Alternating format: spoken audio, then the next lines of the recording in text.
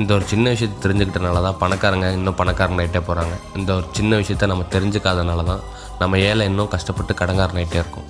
அது என்னென்னா financial knowledge.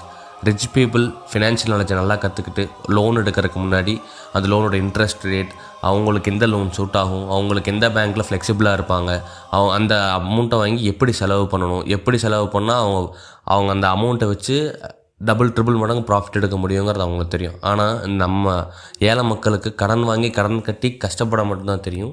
அந்த கடனை எப்படி ப்ராப்பராக யூட்டிலைஸ் பண்ணணும், அந்த கடனை எப்படி கட்டணும், அந்த கடனை வச்சு எப்படி அவங்க வாழ்க்கையை முன்னேற்றணுங்கிறது தெரியாது.